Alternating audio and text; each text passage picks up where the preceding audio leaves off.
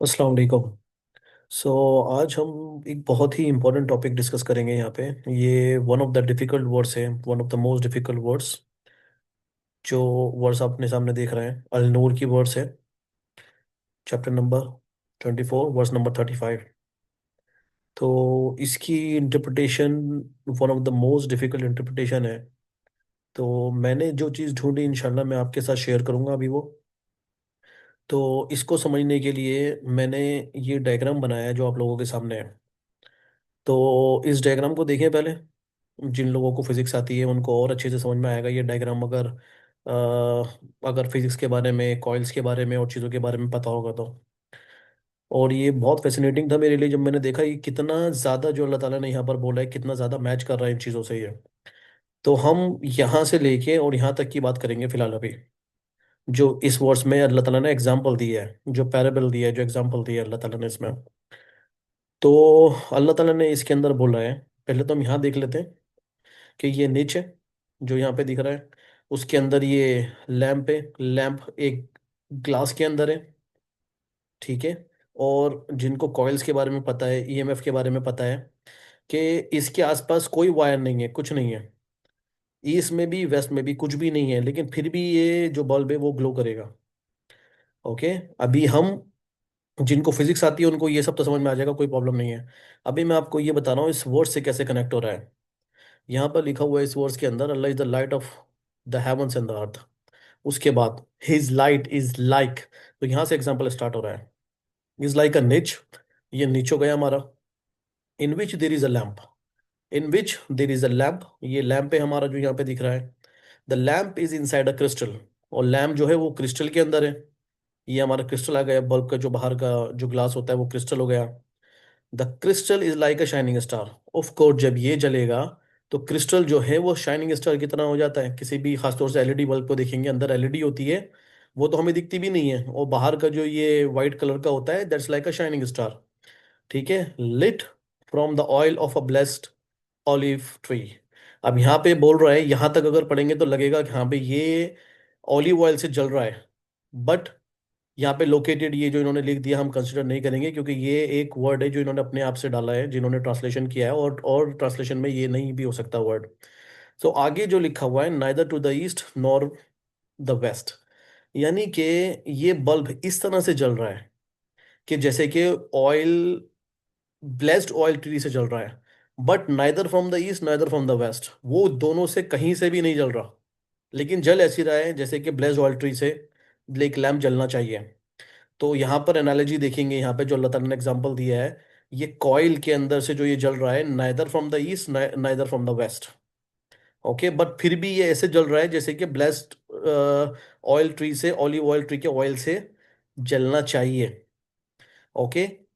Even without being touched by fire, even without being touched by fire, यहाँ तो fire कहीं है ही नहीं, लेकिन फिर भी ये जल रहा है। ठीक है। ये एनालॉजी समझ में आई आपको?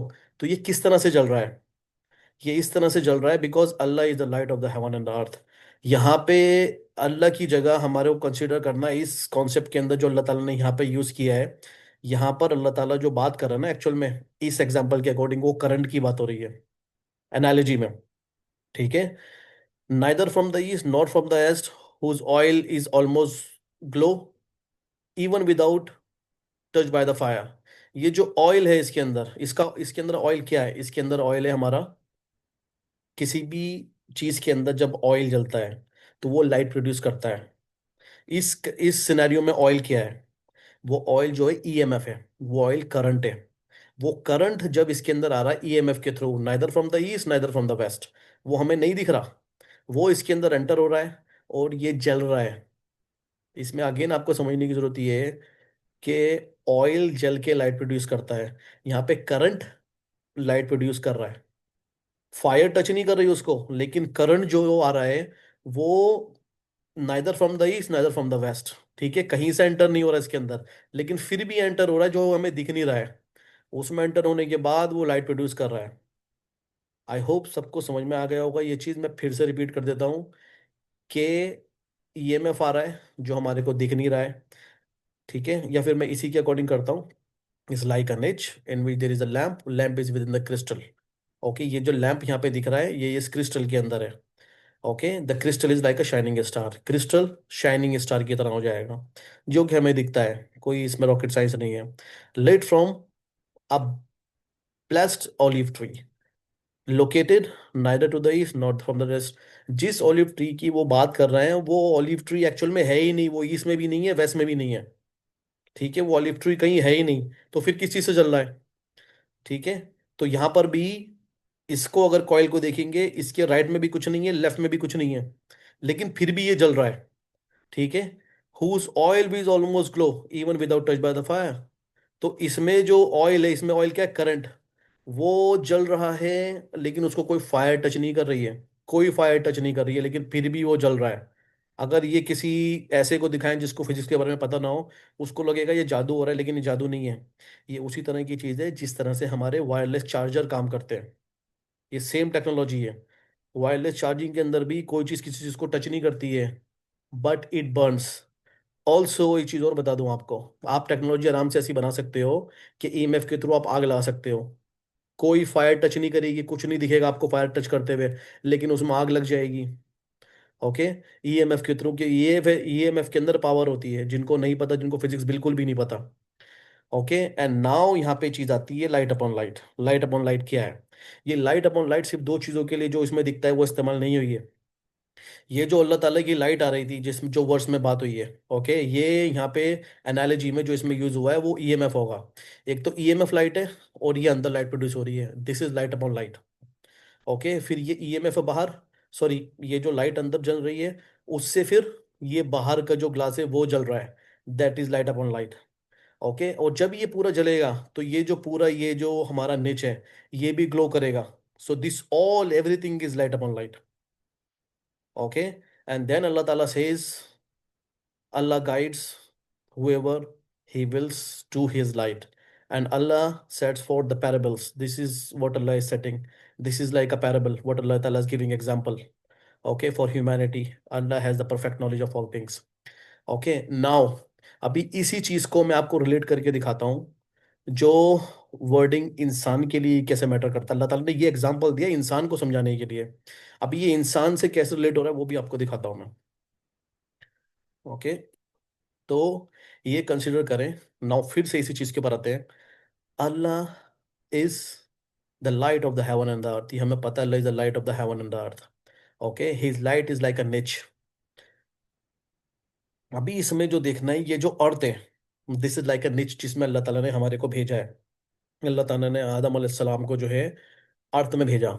ओके, अल अर्थ में भेजा, तो that is like a niche in which there is a lamp.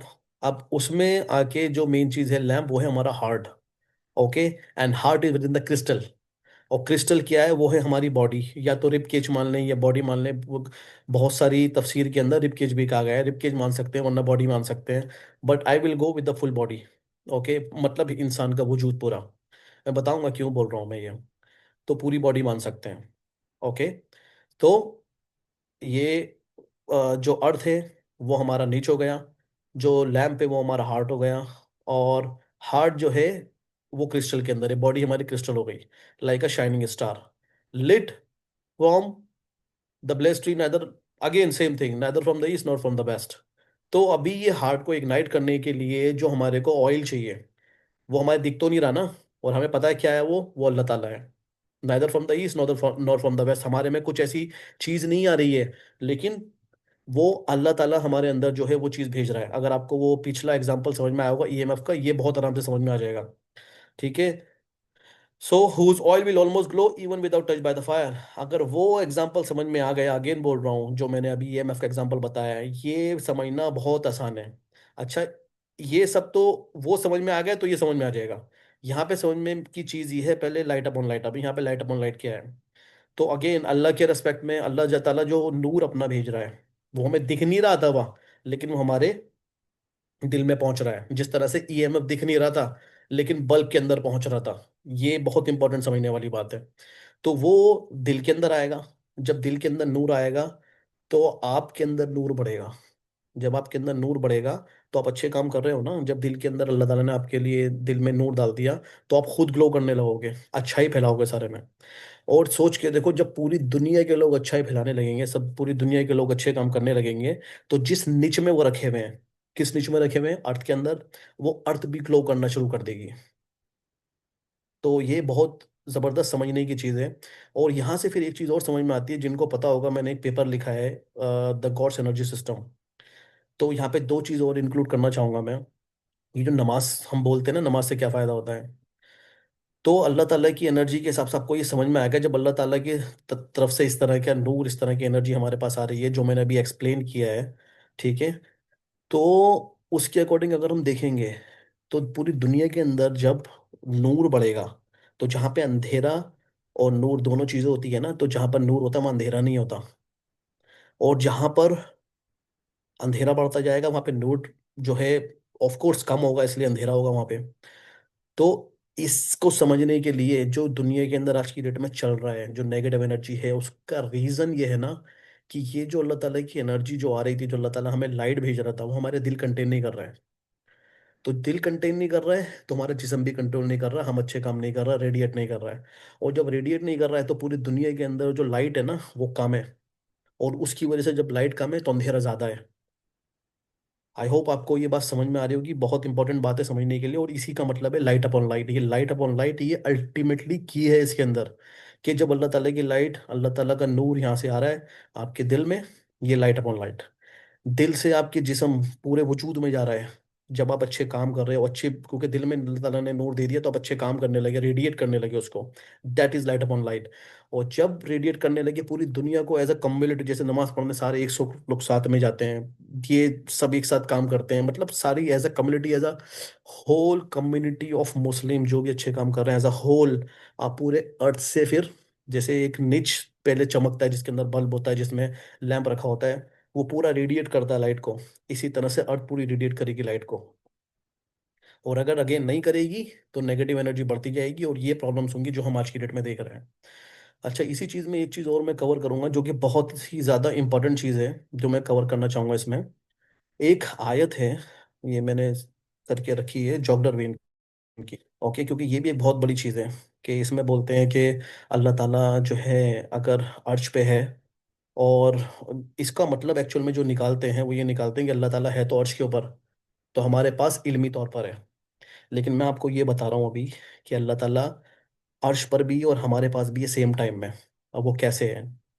अल्लाह ताला की जगह, जैसे अल्लाह ताला ने एग्जांपल दिया ना हमें अभी लैम्प का, अल्लाह ताला एक छोटे छोटे एग्जांपल देता है। मैं भी आपके छोटे से एग्जांपल देता हूँ। अल्लाह ताला की एक क्रिएशन का एग्जांपल है, उसको फोटोन बोलते हैं, लाइट का। समझ लो एक लाइट का मॉलिक्यूल। ओके, जिनको नहीं पता फिजिक्स के बारे में, एक लाइट का छोटा सा एक हिस्सा लाइट का, जिसको लाइट जिससे बनी हुई है, फोटोन बोलते हैं उसको। ओके। तो फोटोन अगर हम देखेंगे, according to current physics, according to current understanding of science, अगर वो इन्फिनिटी पे रखा हुआ है, ठीक है, एक फोटोन, फॉरगेट अबाउट अल्लाह ताला की तो बात ही नहीं, अल्लाह ताला की तो कुदरत ही अलग है, अल्लाह ताला तो अलग ही चीज है। उसको तो कंसिडर, अभी हम फोटोन की बात करेंगे, वो हमारे को अपने आप समझ में आ जाएगा। जो चीज अल्लाह ताला का एक छोटी सा क्रिएशन कर सकती है, अल्लाह ताला को तो कंपेयर नहीं कर सकते हम उससे फिर। तो फोटोन, मान लो एक इन्फिनिटी में यहाँ पे रखा हुआ है, ये देखो मेरे एरो जहाँ पे चल रहा है, इन्फिनिटी पे यहाँ पे रखा हुआ है, और उसको यहाँ तक आना है, फॉर एग्जाम्पल हार्ट तक या किसी भी जगह तक, उसको आने में कितना टाइम लगेगा, उसको आने में कितना डिस्टेंस होगा। तो जिनको अगेन फिजिक्स आती है, उनको ये पता होगा, खासतौर से थ्योरी, आइंस्टाइन की थ्योरी ऑफ रिलेटिविटी से, कि उस फोटोन के बीच में और हार्ट के बीच में जो डिस्टेंस फोटोन ट्रेवल करता है, वो जीरो होता है। डिस्टेंस जीरो हो जाता है, और टाइम भी जीरो हो जाता है। यानी कि अल्लाह ताला का जो एक फोटोन ने बनाया हुआ, जैसे सूरज की लाइट जब सूरज से चलती है ना, तो सूरज की लाइट जब चलती है और दुनिया पे कहीं पे आके गिरती है, तो उसको 8.5 मिनट लगते हैं। लेकिन जो उस लाइट है ना, वो लाइट, उससे अगर पूछेंगे, एक लाइट को पकड़ के अगर पूछेंगे उससे कि भाई तुझे आने में कितना टाइम लगा, वो लाइट बोलेगी मुझे आने में कोई भी टाइम नहीं लगा, मैं वहां से स्टार्ट हुई और यहाँ पे लैंड कर गई सेम टाइम पे। तो ये बहुत इंपॉर्टेंट फिजिक्स का कॉन्सेप्ट है। तो मैं फिर कह रहा हूँ कि अल्लाह ताला की बात तो हम बाद में करेंगे, पहले उसकी क्रिएशन की बात समझ लो।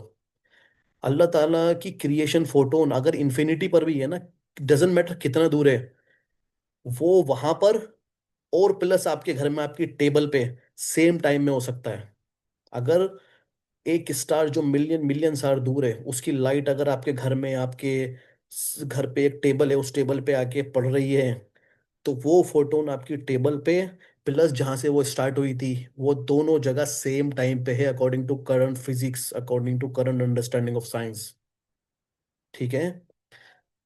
तो अभी अगर जब अल्लाह ताला का फोटोन ये चीज कर सकता है, वो एक ही टाइम में हर जगह हो सकता है, एक छोटा सा फोटोन, तो एक अल्लाह जिसकी बात कर रहे हैं हम, जो कि यूनिक है, जिसने अल्लाह ताला ने सब चीजें बनाई हैं, तो जब फोटोन ऐसा कर सकता है तो अल्लाह ताला का तो मतलब ही नहीं है हम बोलेंगे नहीं अल्लाह ताला सिर्फ ऊपर ही है, अल्लाह ताला सिर्फ नीचे है। अल्लाह ताला एक ही जगह पे, अर्श पे होते हुए भी सब जगह हो सकता है। समझ में आ रही है बात? है तो वो अर्श पे, लेकिन अर्श को होते हुए भी वो हर जगह पर हो सकता है। अल्लाह ताला के और हमारे बीच में जो डिस्टेंस है वो कितना है? जीरो। वहां पर होते हुए भी, जैसे फोटोन के और हमारे बीच में डिस्टेंस कितना है? जीरो, वो तो क्रिएशन है। अल्लाह ताला के और हमारे बीच में डिस्टेंस कितना है? जीरो। वो वहां पर भी है और यहाँ पर भी हमारे पास सेम टाइम में।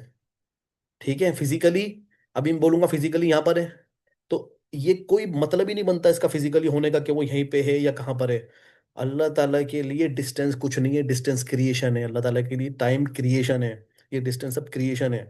अल्लाह ताला वहां पर और यहाँ पर एक टाइम में हो सकता है, जैसे कि एक फोटोन हो सकता है। अल्लाह ताला के लिए डिस्टेंस पैरामीटर नहीं है।